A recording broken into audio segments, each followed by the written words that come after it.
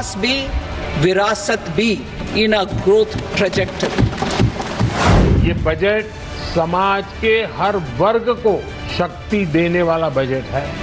सरकार बचानी है तो अच्छी बात है कि बिहार को, आंध्र प्रदेश को कुछ विशेष पैकेज या विशेष योजनाओं से जोड़ा गया है। राम राज्य की अवधारणा को साकार करने वाला पहला बजट जाना जाएगा। ये तो कुर्सी बजा बजट है। बिहार को सुपर पैकेज के रूप में दिया गया। नायडू साहब से और नीतीश साहब से डरा हुआ बजट है।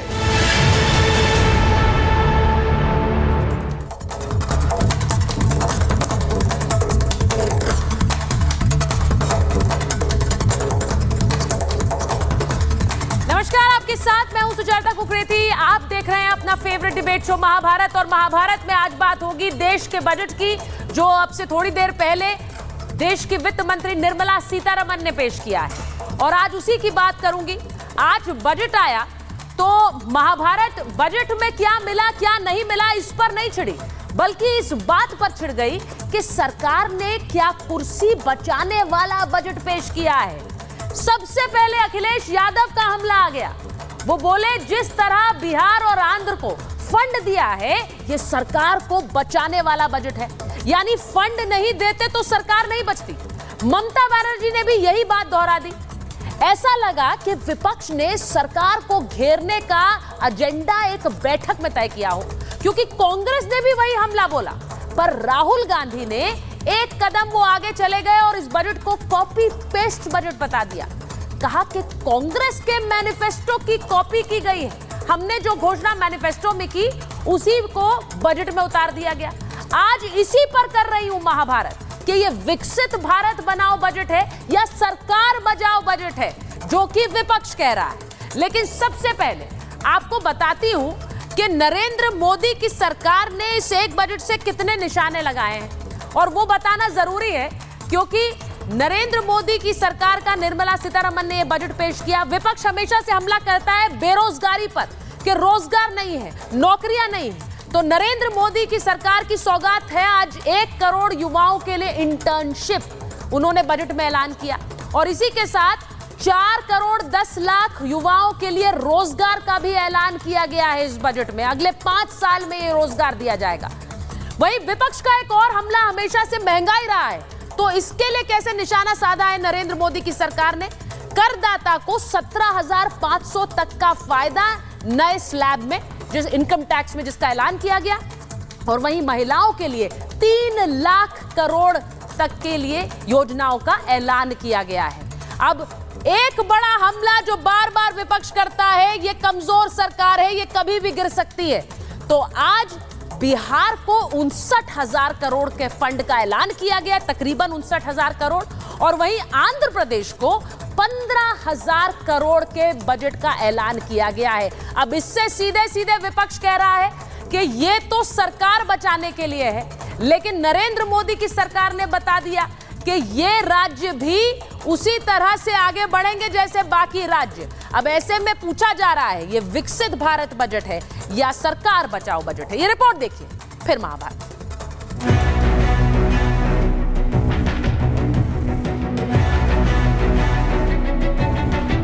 We need to focus on 4 major castes, namely the Garib, Mahilaएं, युवा and अन्नदाता। वित्त मंत्री निर्मला सीतारमण रिकॉर्ड 7वीं बार बजट तो लाई, लेकिन सियासत भी हाई हो गई। जैसे ही बजट आया अखिलेश यादव का हमला आ गया। वो कहने लगे कि सरकार बचाने वाला बजट है। यही बात ममता बनर्जी ने भी दोहरा दी। सरकार बचानी है तो अच्छी बात है कि बिहार को, आंध्र प्रदेश को कुछ विशेष पैकेज या विशेष योजनाओं से जोड़ा गया है। This budget is totally directionless, anti people, no vision, only the political mission is there. Congress का भी यही राग है। राहुल और खड़गे तो कह रहे हैं कि सहयोगियों को खुश करके बस कुर्सी बचाने की कोशिश हुई है। इंडी इसीलिए परेशान है क्योंकि नीतीश और नायडू के लिए मोदी ने खजाना खोला है। बिहार को पावर प्रोजेक्ट के लिए 21,400 करोड़, 3 एक्सप्रेसवे और सड़क मार्ग के लिए 26,000 करोड़ और बाढ़ से बचाने के लिए 11,500 करोड़ का आवंटन हुआ। वहीं आंध्र प्रदेश में अमरावती विकास के लिए 15,000 करोड़, पोलावरम प्रोजेक्ट और 2 आर्थिक कॉरिडोर मिले। कुल मिलाकर करीब 50,000 करोड़ की राशि मिली। जिसके बाद नीतीश और नायडू दोनों ही मोदी को धन्यवाद कह रहे हैं, जिससे विपक्ष का भड़का हुआ एजेंडा फ्लॉप हो गया है। अगर विशेष राज्य का दर्जा बहुत उनका था कि पहले से बंद कर दिया गया है इसको, तो उसके चलते एक सहायता के लिए बिहार के विकास के लिए मदद होना चाहिए, मदद होना चाहिए बिहार को, तो वो तो करना शुरू कर दिया। रेलवे के कहते हैं बिहार में बहार है, एनडीए का सरकार है। बिहार को सुपर पैकेज के रूप में दिया गया। बजट को भले ही बिहार और आंध्र के लिए बहार बताया जा रहा है, लेकिन मोदी ने बता दिया कि बजट सबका है। आज का बजट नए अवसर, नई ऊर्जा लेकर आया है। ये ढेर सारे नए रोजगार, स्वरोजगार के अवसर लेकर आया है। ये बेटर ग्रोथ और ब्राइट फ्यूचर लेकर आया है। वित्त मंत्री के बजट सूटकेस से युवाओं के लिए नौकरी, महिलाओं के लिए 3 लाख करोड़, तो किसानों के लिए 1.5 लाख करोड़ और विपक्ष के लिए फ्लॉप एजेंडा निकला है। लेकिन कांग्रेस इसे नकलची बजट बता रही है।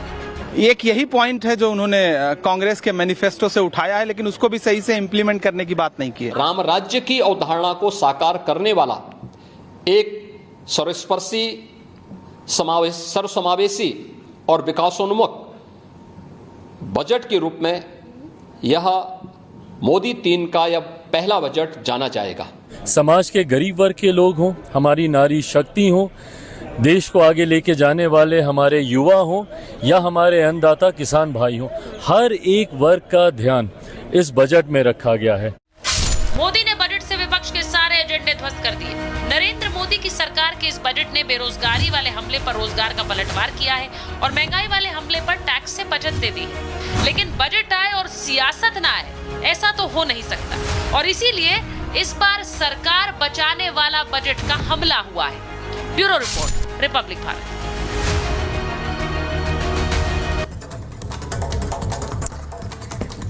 और मेरे साथ महाभारत में आज जो मेहमान जुड़ रहे हैं, बीजेपी के प्रवक्ता गुरु प्रकाश जी हमारे साथ जुड़ रहे हैं। हमारे साथ अवधेश कुमार जी स्टूडियो में है, वरिष्ठ पत्रकार हैं। अनुप्रिया जी जेडीयू की प्रवक्ता है। राजकुमार भाटी जी समाजवादी पार्टी के राष्ट्रीय प्रवक्ता है। प्रियंका भारती जी आरजेडी की प्रवक्ता है। प्रेम कुमार जी वरिष्ठ पत्रकार है और विवेक श्रीवास्तव जी राजनीतिक विश्लेषक के स्टूडियो में है। लेकिन सबसे पहले गुरु प्रकाश जी आपके पास आ रही हूँ। सरकार बचा ली है आपने, आंध्र प्रदेश और बिहार को जो फंड दिया है उसे विपक्ष सरकार बचाओ बजट कह रहा है। नहीं, देखिए ऐसा है कि विपक्ष बजट पे क्या टिप्पणी कर रहा है मुझे समझ में नहीं आ रहा है। कांग्रेस के लोग कह रहे थे कि हमारे बजट को कॉपी कर लिया और वही लोग कह रहे थे कि ये बजट बिल्कुल ही बेकार है। तो आपका बजट बेकार था कि हमारा बजट बेकार है? आप एक तरफ तो कॉपी करने का आरोप लगाते हैं, फिर कहते हैं कि निराधार है। तो विपक्ष की बातों पर बहुत ज्यादा महत्व देने की आवश्यकता नहीं है। लेकिन ऐतिहासिक बजट है सुचारिता जी।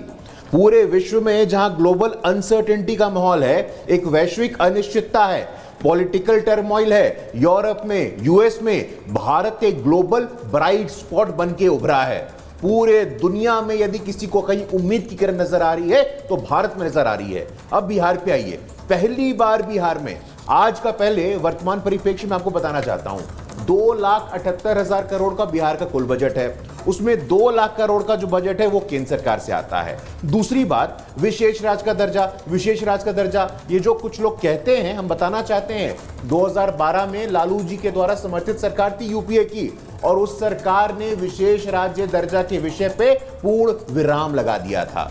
आज के बजट पे आइए, 21,400 करोड़ का भागलपुर में यहां पावर प्लांट लगने वाला है। 26,000 करोड़ का इंफ्रास्ट्रक्चर का प्रोजेक्ट, गया के विष्णुपद मंदिर का कॉरिडोर डेवलप होगा, बोध गया में महाबोधि मंदिर का कॉरिडोर डेवलप होगा, राजगीर नालंदा का समग्र विकास होगा, नए एयरपोर्ट आएंगे, नए विश्वविद्यालय आएंगे। तो पहली बार बिहार के लोगों ने, बिहार के 13-13.5 करोड़ लोगों ने खुले बाहों से इस बजट को स्वीकार किया है और आभार प्रकट करते हैं हम नरेंद्र मोदी जी का। जो 2020 में हमने नारा दिया था, आत्मनिर्भर बिहार, तो बिहार आत्मनिर्भर कैसे होगा, रोजगार सृजन का एक केंद्र बिंदु कैसे बनेगा, आने वाले भविष्य की उद्यमशीलता का केंद्र बिंदु कैसे बनेगा, इंडस्ट्रियल कॉरिडोर जो सुचारिता अमृतसर से कलकत्ता जा रहा है उसमें गया को प्रमुख केंद्र बनाया गया है। तो मुझे लगता है कि ये पॉलिटिकल बजट नहीं है, ये विकासोन्मुखी बजट है, विकसित भारत का बजट है। तो कह रहे हैं आने वाले 25 वर्षों के लिए ये बिहार को प्रगति देने वाला बजट है। कह रहे हैं कि बिहार को क्यों दे दिया, यूपी को क्यों नहीं दिया।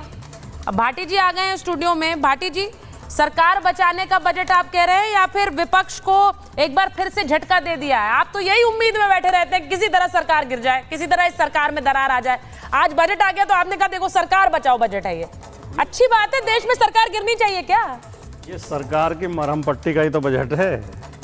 सरकार को जहाँ जहाँ चोट लगी है वहाँ वहाँ मरहम पट्टी कर रहे हैं। एक शेर से अपनी बात शुरू करता हूँ। आदरणीय उदय प्रताप जी का शेर है कि सभी प्यासों के हिस्से में बराबर मैं नहीं आती, तू साकी कैसी पैमाइश से पैमाना बनाता है। अगर बिहार को आप 59,000 करोड़ दे रहे हैं, उत्तर प्रदेश ने क्या गुनाह किया? उत्तर प्रदेश ने आपको 73 सांसद दिए 2014 में, 62 सांसद दिए 2019 में।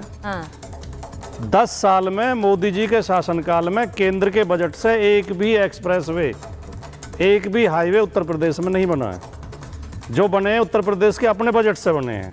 तो ये जो असमान वितरण है, मुझे अवधेश जी याद दिलाएंगे, मुझे नाम याद नहीं आ रहा, किसी विद्वान ने कहा कि भारत एक अमीर देश है जिसमें गरीब लोग रहते हैं।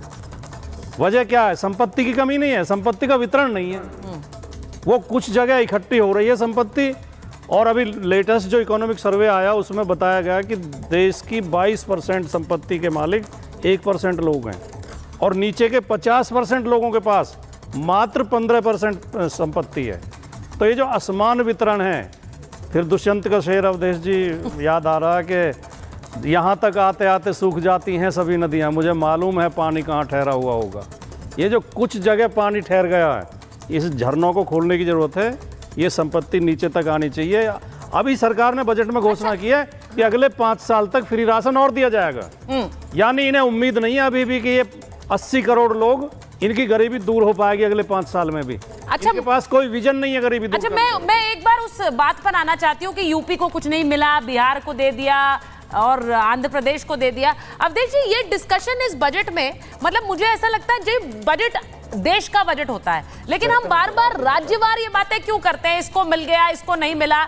आंध्र प्रदेश और बिहार भी तो देश का हिस्सा है। अगर आज ये इनके साथ होते, अगर नीतीश बाबू आपके साथ होते भाटी जी, तो आप क्या ये कह रहे होते कि बिहार को क्यों दे दिया? अगर बिहार की जरूरत के हिसाब से दिया जाता।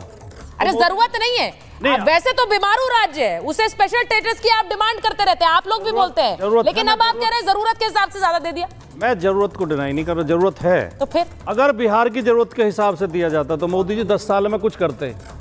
ये इस बार सरकार के मजबूरी की वजह से दिया गया है।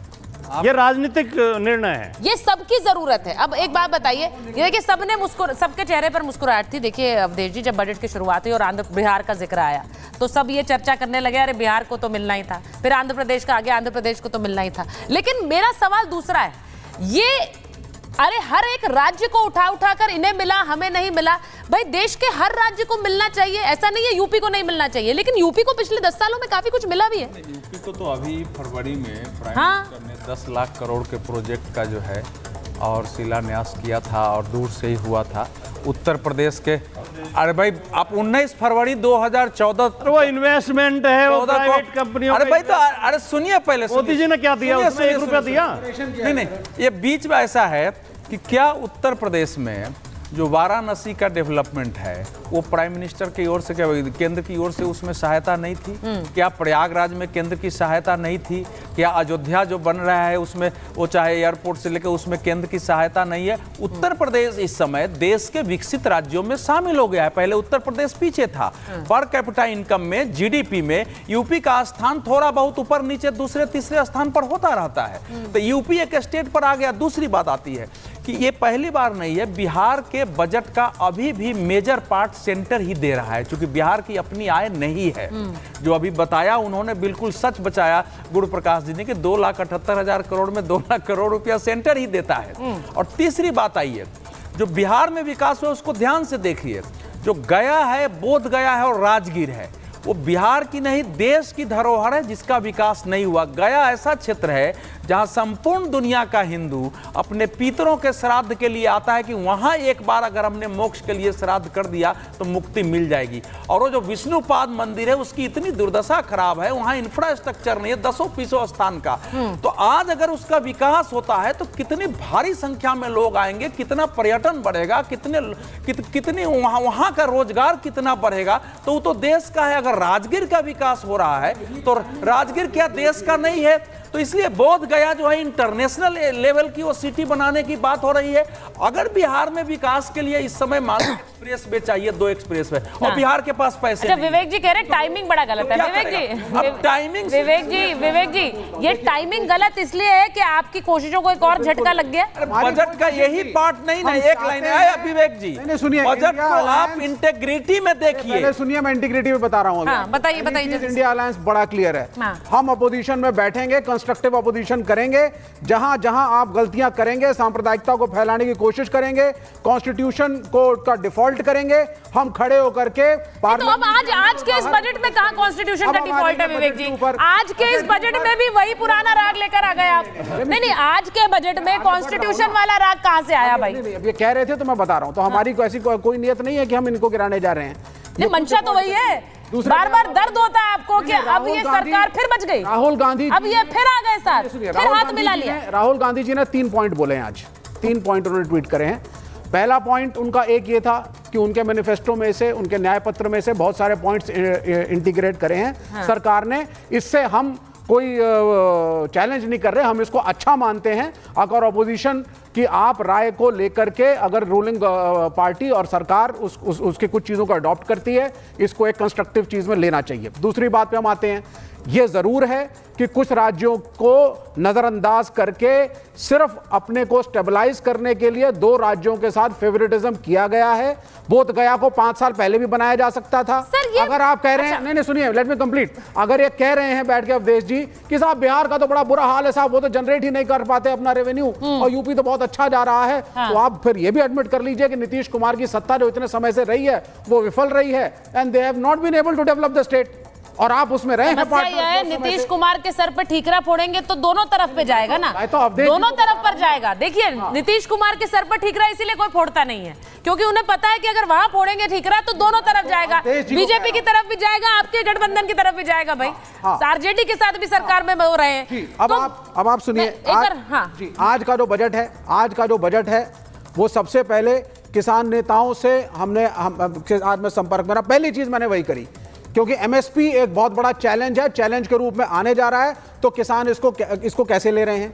इसके अंदर बहुत सारे पॉइंट्स इन्होंने जरूर लिखे हैं कि साहब हम ऑर्गेनिक फार्मिंग करेंगे। विवेक जी लेट मी मैं वापस पॉइंट पे आ रही हूँ। आप मुझे ये बताइए कि एक तरफ तो आप लोग कह रहे हैं कि भाई ये हमारा कॉपी पेस्ट बजट है, ये कांग्रेस पार्टी कह रही कॉपी पेस्ट बजट है हमारा, दूसरी तरफ कह रही है सरकार बचाओ बजट है, तो दोनों में से एक ही हो सकता है ना।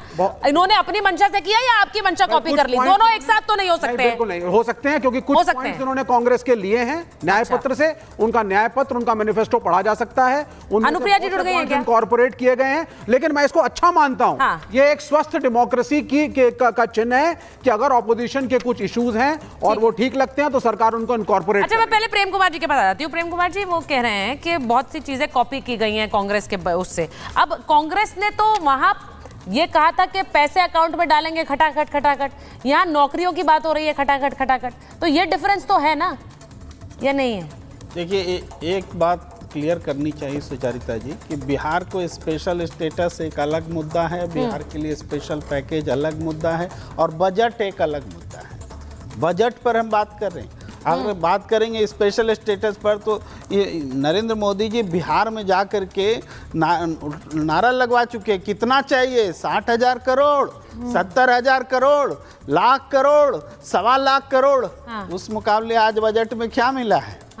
नहीं मिला है। स्पेशल स्टेटस एक मिल गया। नहीं, अगर ये कुछ नहीं है प्रेम कुमार जी, तो फिर आपके बगल में बैठे हुए भाटी जी से पूछिए कि क्यों इसको देखकर कहा जा रहा है यूपी को तो कुछ नहीं मिला। आप कह रहे हैं कुछ नहीं है ये। नहीं प्रेम कुमार जी, आप कह रहे हैं कुछ नहीं मिला है, तो फिर अगर ये कुछ नहीं है तो उस कुछ नहीं के लिए इतनी लड़ाई हो रही है कि यूपी को नहीं मिला। मैंने कहाँ कह रहा हूँ कुछ नहीं मिला है, मैं कह रहा हूँ 1.25 लाख करोड़ का जो नारा लगाया था उसके मुकाबले ये फिगर क्या है? कुछ नहीं मिला, मेरे शब्द नहीं है। दूसरी बात, बोलिए भाटी जी। देखिए, हमें इस बात में कतई आपत्ति नहीं है कि बिहार की मदद क्यों की। बिहार की मदद होनी चाहिए, बिहार की जरूरत है, आंध्र प्रदेश की भी जरूरत है, हमें भी कभी भी जरूरत पड़ सकती है। हमारा एतराज उस बात पर है कि दबाव में निर्णय लिया जा रहा है। सरकार के जो पाए हैं वो पाए की मरहम पट्टी की जा रही है। इसी बात सरकार न लुढ़क जाए, इसी बात को मैं ये इस तरह अगर निर्णय लिए जाए, देश हित नहीं, देश का हित, सरकार बचाओ, सरकार हित, मोदी हित, मोदी की सरकार बची रहे। और जो इनका बीजेपी का नारा होता था, अवधेश जी स्पष्ट करेंगे जब उनका नंबर आएगा, अंत्योदय मित्रोदय में बदल गया है। जो मित्र हैं केवल उनका उदय मोदी जी की चिंता है। अब अंत्योदय या सर्वोदय नहीं है, अब देश के कोई चिंता नहीं है। हमें इस बात पे अच्छा, जो स्टेक होल्डर्स है, एक बार इस बजट में जिन पार्टियों की बात हो रही है, जेडीयू से अनुप्रिया जी जुड़ गई हैं, एक बार प्रियंका जी के पास जा रही हूँ। प्रियंका जी और जेडीयू खत्म हुई। अच्छा, चलिए आप कंप्लीट कर लीजिए। देखिए, हम ये कह रहे हैं, ये जो परिस्थिति आज सरकार बनने की है एनडीए की, अगर ये परिस्थिति नहीं होती, चंद्रबाबू नायडू और नीतीश कुमार के सहारे ये सरकार नहीं होती, तो क्या ये होता है बजट में जो आज हुआ है? पहले भी तो कभी नहीं हुआ। बिहार की परिस्थिति बदल गई कि बिहार बदल गया? क्या बदल गया? आज सिर्फ राजनीतिक परिस्थिति बदली है, इसलिए बजट में ये बात देखने को मिल रही है। इसलिए ये बात हो रही कि 2 राज्य पर ध्यान दिया गया, बाकी पर भाई ऐसा है, अगर राजनीतिक परिस्थिति बदल गई और वो इतनी इंपॉर्टेंट है प्रेम कुमार जी, तो फिर तो स्पेशल स्टेटस की भी बात हो सकती थी। स्पेशल स्टेटस की मांग तो नीतीश कुमार ने की और उसके बाद केंद्र की तरफ से कहा गया कि स्पेशल स्टेटस नहीं दिया सकता। तो वही तो कह रही हूँ, अगर राजनीतिक परिस्थिति इतनी बढ़ गई कि वो सरकार बचाने की नौबत पर आ गई, आप कह रहे हैं बजट से सरकार बचा ली इन्होंने, सरकार नहीं गिरी, तो फिर तो स्पेशल स्टेटस की भी बात होगी सर। सरकार बचाने के लिए तो वहां तक चले जाएंगे। जनता पूछेगी ना, एक बार प्रियंका जी के पास जा रही है। और ये कुछ हजार करोड़ में क्या फर्क है, बिहार की जनता पूछेगी। प्रियंका जी, बिहार स्पेशल स्टेटस नहीं मिला तो नीतीश कुमार इस्तीफा दे दें, अब 58,000 करोड़ का पैकेज मिल गया तब भी इस्तीफा दे दें, मतलब कुल मिलाकर नीतीश कुमार इस्तीफा दें। देखिए सुचारिता जी, हम माने तो माने कैसे कि ये जुमला नहीं है। हमने 15 लाख वाला जुमला देखा, हमने 2 करोड़ नौकरी का वादा वाला जुमला देखा, हमने हवाई चप्पल पहनने वाला हवाई जहाज पे पहुंच जाएगा वाला जुमला देखा, और अब हम ये जुमला देख रहे हैं। सीधी सी बात है कि जब 2015 में मोदी जी बिहार आए थे, बिहार उस समय इलेक्शन था, उस समय आए, उस समय वो कह रहे थे 50,000 करोड़ दूं कि 60,000 करोड़ दूं, 60,000 दूं कि 70 दूं, और 70 करते करते 1,25,000 करोड़ पे पहुंचे। लेकिन आज सीधे 26,000 करोड़ पे धड़ाम से नीचे गिरे हैं। एक पल के लिए अगर मैं मान भी लूं, एक पल के लिए कि जुमला नहीं है, तो इससे बिहार को क्या मिलेगा? जितनी ठेकेदारी आने वाली है, क्या यूपी में गुजरातियों को नहीं मिली? बिल्कुल उसी तरह से सारी ठेकेदारी जाएगी गुजराती भाई बंधु को, और बिहारी को क्या मिलेगा? बालू ढोने का काम। अब आपने एक और बंटवारे वाली बयान दे दिया है। अब आपने एक और बंटवारे वाला बयान दे दिया है भाई। नहीं, ये बंटवारे वाला नहीं। क्या मतलब है इसका? तो सीधा मतलब ये है कि आप बजट अलॉट करते रहिए, आप बजट अलॉट करते रहिए। इसका मतलब क्या है प्रियंका जी, आप कह रहे हैं? इसीलिए अच्छा, एक मिनट वो समझा लेना अपना मतलब, विवेक जी वो समझाएंगी ना अपना मतलब। हाँ, बिहार को सिर्फ और सिर्फ झुंझुना मिला है। इससे बिहार जब पार्टीशन हुआ, क्या बचा बिहार के पास में? क्या हमारे पास खदानें बची? हमारे पास सिर्फ धूल धूसरित वाली जमीन बची। और और आप केंद्र की तरफ से हमारे लिए क्या कर रहे हैं? नीतीश कुमार जी आज चुप्पी साधे हुए नहीं बोल रहे हैं। बिहार विशेष राज्य के दर्जे पर भी मुंह बंद है। आप जो व्यक्ति बिहार को विशेष राज्य का दर्जा नहीं दे सकता, वो बिहार का हित कभी कर ही नहीं सकता। आप ये कह रही हैं यहाँ पर बजट इतना दे दिया। एक मिनट अनुप्रिया जी हाँ बोलिए। 2004 से और 2014 तक यूपीए की सरकार थी, जिसमें लालू यादव जी मंत्री भी थे और बाद में उनका सपोर्ट था।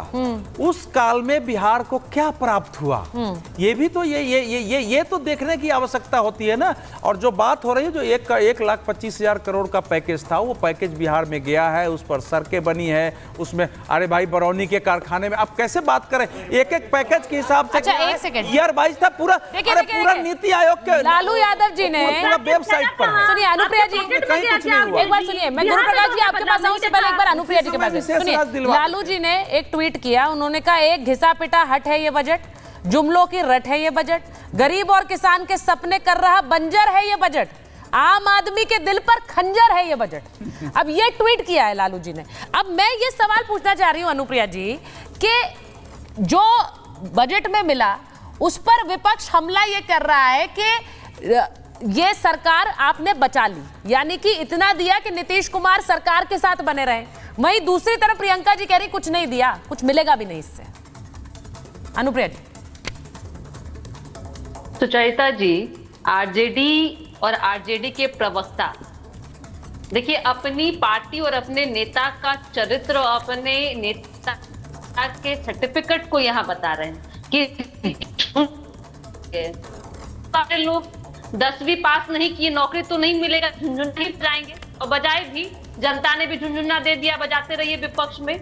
ये क्या जाने जो पार्टी, जो परिवार की पार्टी है, जिसको परिवार की राजनीति करने आती है, जिसको बिहार की जनता से नहीं मतलब, जिसको अपने परिवार को सत्ता में बैठाने वाली राजनीति से मतलब होता है, बिहार की जनता से उनको क्या मतलब? प्रियंका जी तो उनको खिसियाई के बाद ये मिल रहा है करेगा भाई, ये लेके आ रहे हैं बिहार के लिए, बोलेंगी, चिल्लाएंगी, अरे गड्ढा को आत्मसम्मान की। अरे प्रियंका जी सुन लीजिए, मत चिल्लाइए, बहुत समय है चिल्लाने के लिए। अरे दो महिलाएं, देखिए वहाँ महिलाओं की इतनी खूबसूरत तस्वीर आ रही है निर्मला सीतारमन के साथ। बजट के बाद संसद में देखिए जो महिला कर्मी है सारी निर्मला सीतारमन के साथ हैं और बड़ी चेहरे पर मुस्कान है। तो चेहरे पर मुस्कान रख के महिलाएं बड़ी अच्छी लगती हैं, दोनों वो चेहरे पर मुस्कान रखकर बात करते हैं। अनुप्रिया जी बात कंप्लीट करेंगे पहले। अनुप्रिया जी। नहीं, निश्चित प्रियंका जी, जो बिहार की सड़कें में सड़क नहीं गड्ढे हुआ करते थे, जो शिक्षा व्यवस्था के नाम पे चारवाहा विद्यालय चला करता था, जो लॉ एंड ऑर्डर के नाम पे जंगल राज चला करता था, उस बिहार ने अपने कम संसाधनों में बिहार में जो तरक्की की है और उस तरक्की में जो आज 58,900 करोड़ का जो ना राशि मिला है, इससे रफ्तार तेज होगी। इस बात से आपको मतलब नहीं है, हमें पता है क्यों मतलब नहीं है, क्योंकि आपको क्या चाहिए, आपकी संपत्ति कैसे बढ़े, आपके राजकुमार की गद्दी कैसे मिले, तो नौकरी तो करेंगे नहीं, तो राजनीतिक मात्र साधन बनता है प्रियंका जी। तो प्रियंका जी चिल्लाइए नहीं, सुन लीजिए, पढ़ाई लिखाई कीजिएगा तो आपको पता चलेगा रोजगार का मतलब क्या होता है, आपके बजट राशि का मतलब क्या होता है, उससे विकास की धारा पर बढ़ सकती है। आपने तो विश्वविद्यालय की शिक्षा। अच्छा, अब मुझे सुनिए, जिस तरह से बातचीत चल रही है ना, इससे आधी चीजें समझ नहीं आ रही। एयरपोर्ट मिला, मेरे को ये बार बार कहना पड़ता है क्योंकि आप में से आजकल कई मेहमान का ऑडियो खराब रहता है, स्काइप से जुड़ते हैं। एक बार सुनिए जो बजट पर बात हो रही है। मैं आज कई बार आमतौर पर जब बजट भाषण खत्म होता है तो उसमें चर्चा ये होती है, विवेक जी को स्क्रीन पर लाइए, भाटी जी और गुरु प्रकाश जी। मैं एक बार जब बजट खत्म होता है तो चर्चा ये होती है कि किसको क्या मिला, किस सेक्टर्स को फायदा हुआ, किसको नहीं हुआ। लेकिन आज अखिलेश जी के बयान ने इसको बड़ा इंटरेस्टिंग बना दिया। वहां बजट खत्म नहीं हुआ था, यहाँ अखिलेश जी का बयान आ गया था, सरकार बचाने वाला बजट, और सबसे पहले रिएक्शन उन्हीं का आया। फिर ऐसा लगा कि सबने वही वाली लाइन ले ली है, ऐसा लगा एजेंडा तय हो गया कि ये वाला एक हमला करना है सरकार पर। अब मैं विवेक जी आपसे पूछ रही हूँ। देखिए, अखिलेश जी तीसरी सबसे बड़ी पार्टी के नेता हैं। हाँ, पहली चीज, इंडिया अलायंस के महत्वपूर्ण नेता हैं।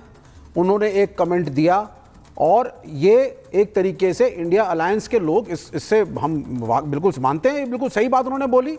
सबने उस लाइन को टोक किया, तो इसमें क्या बुराई है?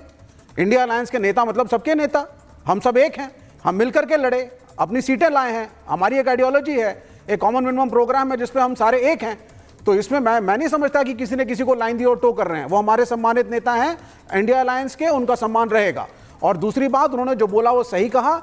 टाइमिंग जो है इस एड की वो क्वेश्चनेबल है। बिहार से सब प्यार करते हैं, हमारे देश का अंग है। आंध्र प्रदेश से भाटी जी भी प्यार करते हैं, उन्होंने कहा वो भी हमारे देश का अंग है। हाँ। लेकिन आप 10 साल से सो रहे थे, 10 साल तक आपको कोई बजट नहीं याद आया। अरे तो 10 साल के बाद अगर नींद से जाग गए तो प्यार है, तो खुश होना चाहिए ना विवेक जी।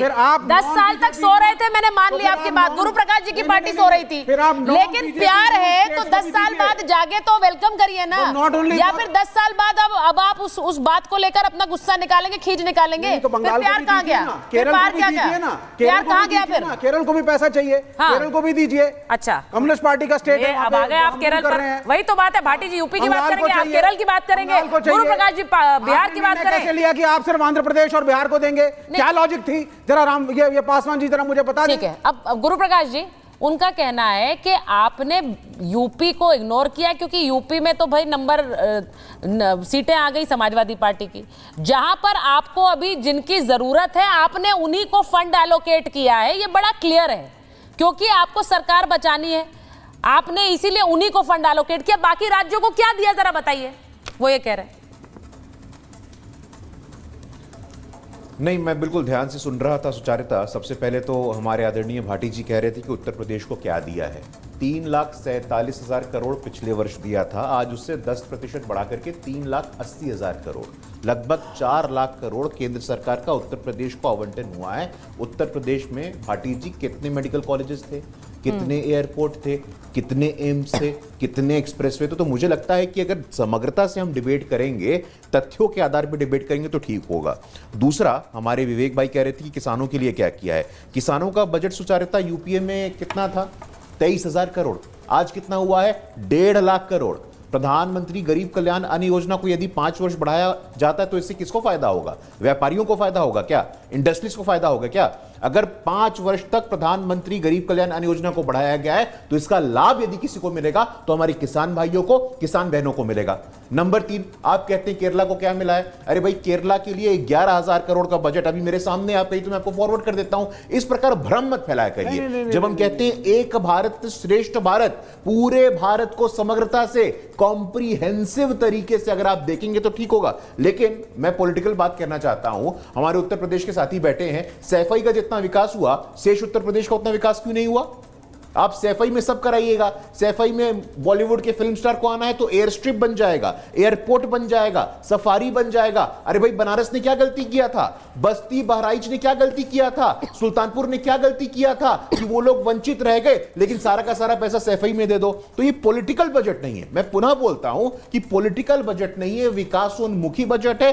और अच्छी बात है, अरे भाई, कांग्रेस ने, ये विपक्ष ने अगर पूरी संवेदनशीलता से कोई इनपुट दिया तो उसको स्वीकार किया गया है। लेकिन इस प्रकार से भ्रम फैलाने की बात, सेपरेटिस्ट टेंडेंसी फैलाने की बात, ये ठीक नहीं है। बिहार हो, आंध्र प्रदेश हो, केरला हो, उत्तर प्रदेश हो, हर प्रकार से बजट को आने वाले 5 वर्षों में विकसित भारत की एक संरचना, विकसित भारत की एक पृष्ठभूमि और आधारशिला को तैयार करने वाला बजट। अच्छा गुरुप्रकाश जी, ये भी बता दीजिए साथ ही साथ, वो जो बार बार कह रहे हैं कि आपने कांग्रेस के मैनिफेस्टो से ले लिया वो क्लॉज, वो लिया है क्या वाकई?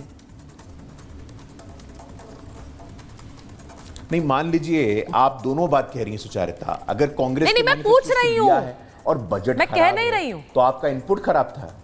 नहीं, आपका इनपुट खराब था क्या? नहीं, ऐसे थोड़ी होता है भाई। अरे ऐसे थोड़ी होता है। अभी हमारे मित्र कह रहे थे, अरे भाई, भारतीय जनता पार्टी ने पिछले 10 वर्षों में, आप तो मैं चुनौती देता हूं सुचारिता, हाँ। आपका शो बहुत अच्छा प्लेटफॉर्म है। आपके शो पे गरीबी पे, बेरोजगारी पे बहस हो। अगर 25 करोड़ लोग मल्टी डायमेंशनल पॉवर्टी से बाहर निकलते तब इनको दिक्कत होती है, हाँ। 55 करोड़ लोग का बैंक का खाता खुलता है तब इनको दिक्कत होती है, एवरेज इन्फ्लेशन रेट 5% से कम रहता है पिछले 10 वर्षों में तब आपको दिक्कत होती है। आपके आंकड़ों से हमको दिक्कत होती है सर। कोई भी डिबेट कंस्ट्रक्टिव हो, हम इस सर कंस्ट्रक्टिव मैं 10 सेकंड में सुना देता हूं ना। ठीक है, ठीक है। हैप्पीनेस इंडेक्स क्या है आप बताएंगे मिस्टर पासवान मुझको? इस देश के अंदर ह्यूमन राइट्स में आपका इंडेक्स क्या है, जरा आप बता दीजिए। इंटरनेशनली विमेन सेफ्टी में आपका इंडेक्स क्या है, आप बता दीजिए जरा मुझको एक बार आप। ठीक है, ये तो आप मुझे बताएंगे। और दूसरी बात मैं अब आपको बता देता हूं, आपने किसानों की बात करी। किसानों में सबसे बड़ा मुद्दा एमएसपी का है, उस पे आपका स्टैंड अभी भी क्लियर नहीं है, ना कृषि मंत्री का स्टैंड क्लियर है। आज नरेश टिकैत और अन्य किसान नेताओं के बाइट्स आए, उन्होंने अपना रिएक्शन दिया, उन्होंने बोला कि यह बजट किसानों को लेकर के क्लियर नहीं है। एक तरफ ये फर्टिलाइजर देने की बात करते हैं और वो भी सिलेक्टिव कंपनियों की जिसकी मार्केटिंग करेगी सरकार, और दूसरी तरफ कहते हैं साहब हम तो ऑर्गेनिक में इन्वेस्ट करेंगे। तो ऑर्गेनिक और फर्टिलाइजर साइड बाय साइड कैसे चलेगा ये कोई नहीं जानता। अच्छा, ये आखिरी बार कब हुआ था? इरिगेशन का बजट आप कितना होगा जरा बता दें आप। अवधेश जी, आखिरी बार ये कब हुआ था कि कोई सरकार का बजट आए और वहां विपक्ष कहे कि बढ़िया बजट है, बहुत बढ़िया बजट बनाया सरकार ने? देखिए, ऐसा है कि ये ऐसा बजट है, इसका उत्तर आपको भी पता है, हमको भी पता है। लेकिन इस समय जो हम लोगों ने, नहीं, मेरा मतलब ये नहीं है, मेरा मतलब ये नहीं है कि बजट कैसा है। मेरा सिर्फ ये सवाल ये है कि जो भी बजट आता है, सरकार जो भी हो, विपक्ष जो भी हो, वो सवाल ही उठाता है। इस बार की जो आलोचना है, हाँ। उसका एक विशेष पहलू है कि जितने लोग हमारे यहाँ बैठे हैं, वो 48 लाख से ऊपर, 48 लाख करोड़ से बड़ा का बजट है, उसमें किसी पॉइंट्स पर बात नहीं हो रही कि इस पर है। सुनिए अरे भाई पूरी आप बीच में बहुत बोलते हैं, आप एमएसपी उठा रहे हैं। और आप दाल की बात कर लीजिए ना मुझसे। अरे सुनिए भाई, आप एमएसपी उठा रहे हैं, दालों का फाइनेंस। नहीं एक एमएसपी आइए दाल पर डिबेट करते हैं। नहीं सुनिए, दाल पर भी कर लीजिए, लेकिन पॉइंट बोलिए, दाल पर भी कर लेंगे। भारत सरकार ने इस बार दाल के लिए दलहन के क्षेत्र में जो आत्मनिर्भरता के लिए जो सब घोषित किया है, सब्जी के क्षेत्र में जो घोषित किया है कि क्लस्टर बनाएंगे, भंडारण विपणन को बढ़ावा देंगे, उसके लिए जो एलोकेशन किया है अलग अलग, वो तो असाधारण है। इस बजट में एक विशेष सुनिए भाई, आप भी सुन लीजिए भाई, विवेक जी ऐसा है आप पूरी बात सुनते ही नहीं है। पूरी बात सुनिए।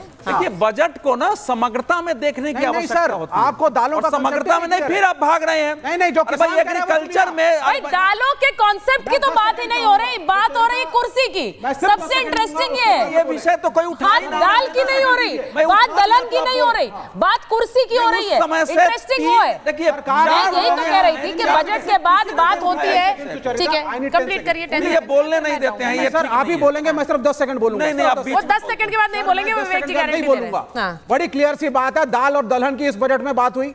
मैंने एक एक पॉइंट स्टडी करा है बजट का, किसानों से मैंने बात करी है, वो कह रहे हैं प्रोडक्शन बढ़ाना हमारा काम है, हम बढ़ा लेंगे, हम पे छोड़िए। सरकार तो जो है वो मार्केटिंग की बात कर रही है, सिर्फ मार्केट कर पाएंगे। दालों का प्रोडक्शन क्यों कम हुआ? क्योंकि उसके लिए किसानों को भाव नहीं मिल रहा था। अच्छा 10 सेकंड आपके ओवर हुए। आपने दलहन और दाल की बात की, मैं ठीक है। अब मैं जरा भाटी जी के पास जा रही हूँ, वो थोड़ी देर से जरा एग्रीकल्चर पर अच्छा आ रही हूँ अवधेश जी। देखिए अब बात हो रही है बजट पर, लेकिन इंटरेस्टिंग ये था कि बजट आने के बाद से बात हो रही थी सियासत की और कुर्सी की और सरकार बचाने की, तो ये बजट वाला डिस्कशन उसमें गायब हो गया भाटी जी।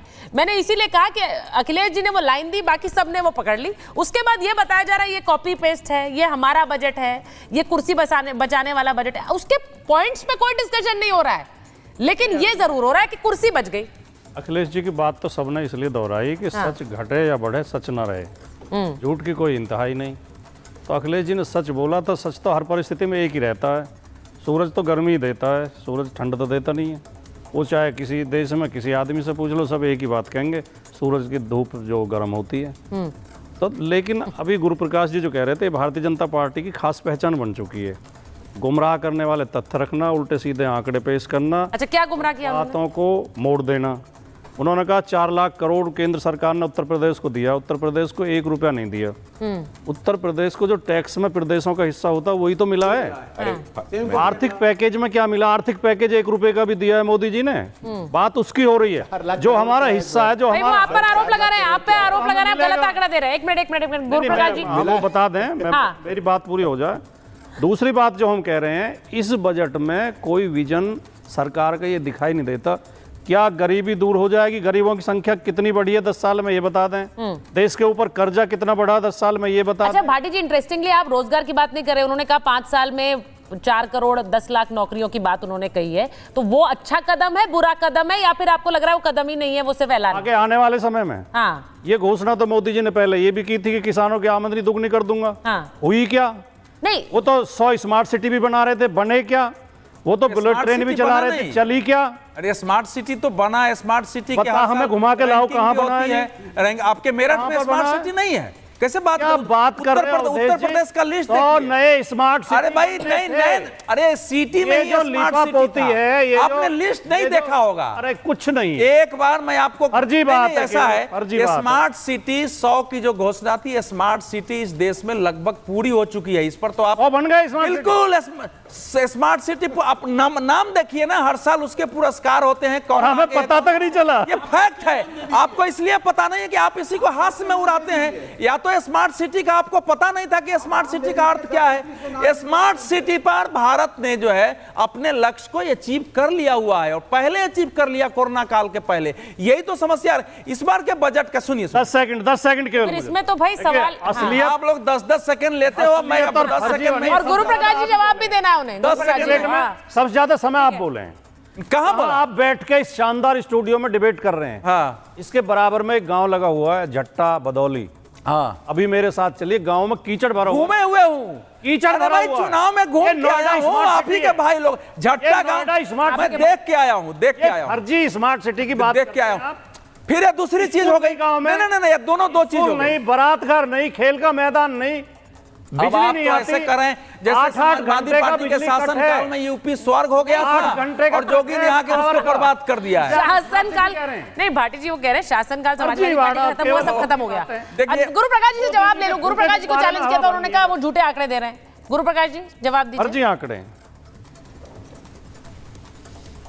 नहीं, सुचारिता, चलिए कम से कम इन्होंने इस बात को स्वीकार किया कि केंद्रीय बजट का आवंटन ही सही, लेकिन 3,80,000 करोड़ मिल रहा है, शून्य रुपये नहीं मिल रहा है। आप तो कह रहे थे कुछ नहीं मिल रहा है, जीरो मिल रहा है। कम से कम मैं आपका आभार प्रकट करता हूं अर्ज कुमार भट्टी जी कि आपने स्वीकार किया कि 3,80,000 करोड़ प्राप्त हो रहा है। नंबर एक, हमारे विवेक भैया हैं, विवेक भैया कह रहे थे दाल पे डिबेट करते हैं। 10 सेकंड मैं भी मांगता हूं विवेक भैया आपसे।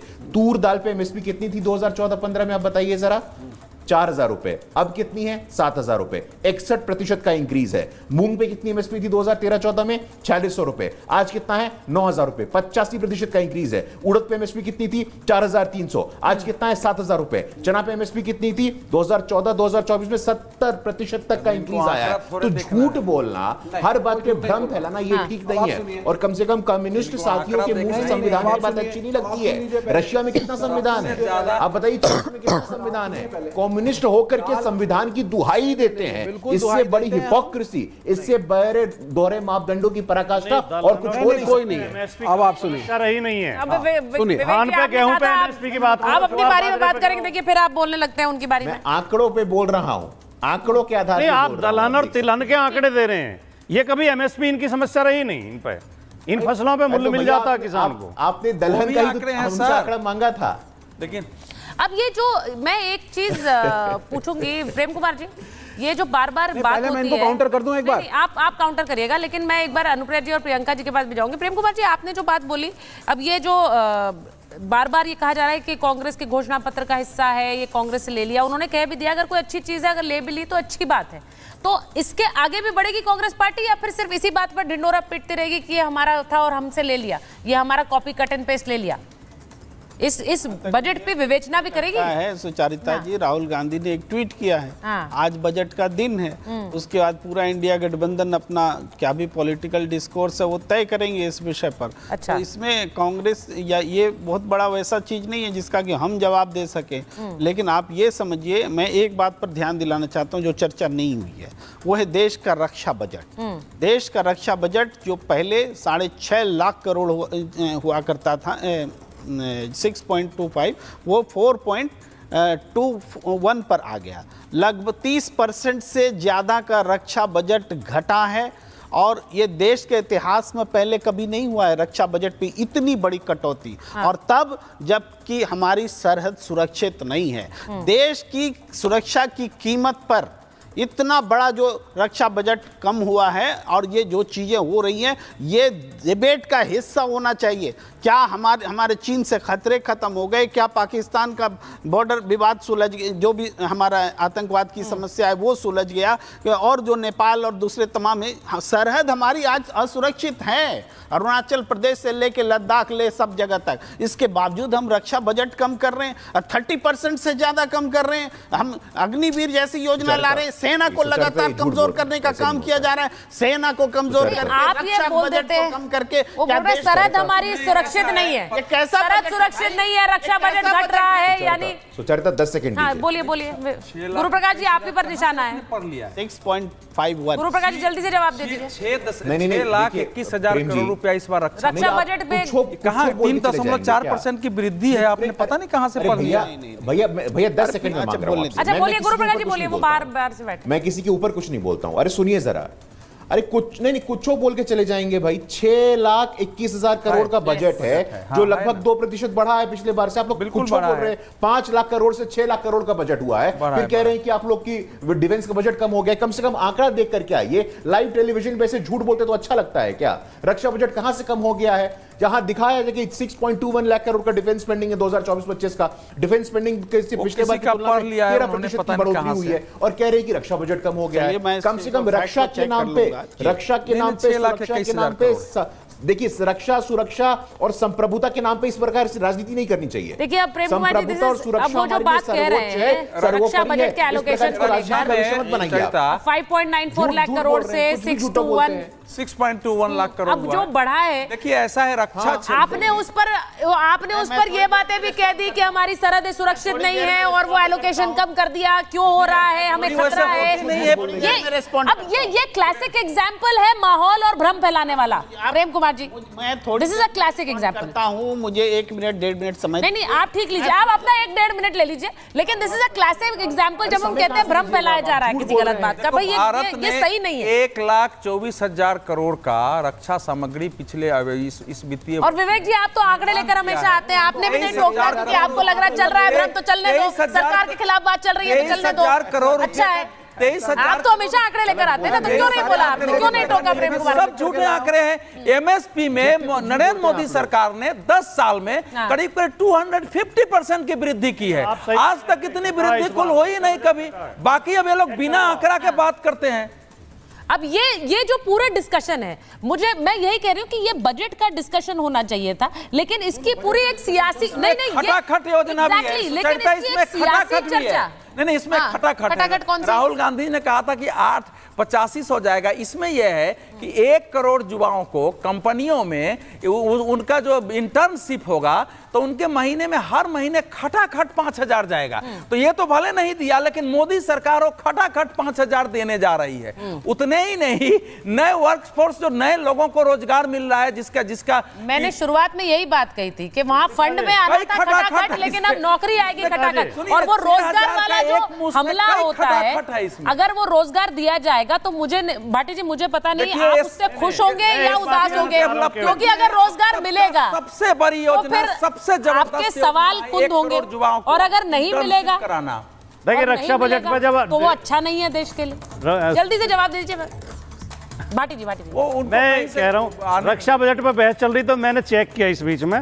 रक्षा बजट इस बार घटा है, मामूली घटा है। पता नहीं अवधेश जी क्यों झूठ बोल रहे हैं। 12.3% नहीं, गलत बात। 24-25 का अनुमानित जो बजट है वो बढ़ा है भाटी जी। इसको एक घटा है, आप देखो तो सही, चेक करो आप। अब उसके ऊपर मैंने फिर वही कहा कि सब लोग अब देख लीजिए, वो गुरु प्रकाश जी पूरा रिकॉर्ड दिखा रहे हैं, फोन दिखा रहे हैं अपना, 4 लाख फोन भी दिखा रहे हैं, 4,54,773 करोड़ रुपए। गुरु प्रकाश जी जल्दी से 10 सेकंड्स। कुछ भी झूठ मत बोलिए, गलत आंकड़े हैं। गलत आंकड़ा पिछला पुराना गूगल पे देखा है आपने, मैं इसीलिए बता रही हूँ, वो बार-बार दिखाया जा रहा है। इस पर मेरे पास 9,21,940 करोड़ रुपया है बजट एलोकेशन। खोलिए ना, नहीं मेरे पास बजट एलोकेशन होता है और क्या है, 6,21,940 करोड़। सबने फोन लगा दिया स्क्रीन पर।